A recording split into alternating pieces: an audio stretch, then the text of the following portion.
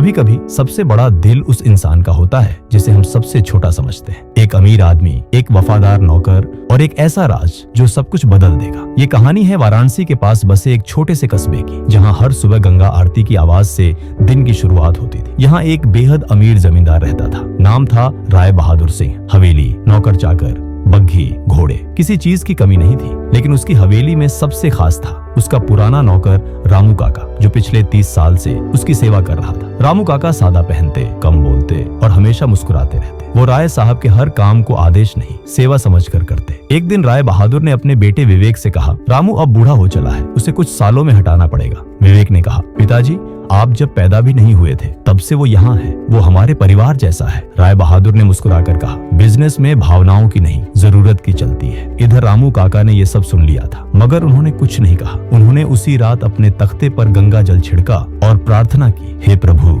मेरी सेवा का अंत करीब है, पर कुछ अधूरा रह गया है। कुछ महीनों बाद राय बहादुर ने अपने गांव में एक बहुत बड़ा भंडारा रखा। सभी बड़े बड़े मेहमान आए। उस भंडारे में राय बहादुर ने एक ऐलान किया, मैं अपने बेटे विवेक के नाम ये हवेली, खेत और सारी संपत्ति कर रहा हूँ। तालियों की गूंज हुई, पर रामू काका चुपचाप पीछे खड़े मुस्कुरा रहे थे। अचानक किसी ने पूछा, रामू काका, आप क्या दे रहे हैं समाज को? रामू ने मुस्कुराकर कहा, जो मेरा है वो छोटा है, मगर शायद उसकी जरूरत बड़ी हो। सब हंसे, पर किसी ने ध्यान नहीं दिया कि रामू काका की आंखें गहराई में कुछ और कह रही थी। एक दिन भारी बारिश में राय साहब की हवेली की पुरानी दीवार गिर पड़ी। उसकी मरम्मत के दौरान एक लोहे का बक्सा निकला, पूरी तरह जंग खाया हुआ। जब उसे खोला गया तो सबकी आंखें फटी रह गईं। बक्से में पुराने जमाने की जमीनों के असली दस्तावेज, सोने की मुद्राएं और एक चिट्ठी थी जो खुद राय बहादुर के पिता ने लिखी थी। चिट्ठी में लिखा था, यह संपत्ति उस इंसान को मिले जिसने इस परिवार की सबसे ज्यादा सेवा की हो। अगर मेरा बेटा इस काबिल ना हो तो मेरा विश्वास रामू पर है। उसने मेरी जान बचाई थी जब सबने मुंह मोड़ लिया था। सन्नाटा छा गया।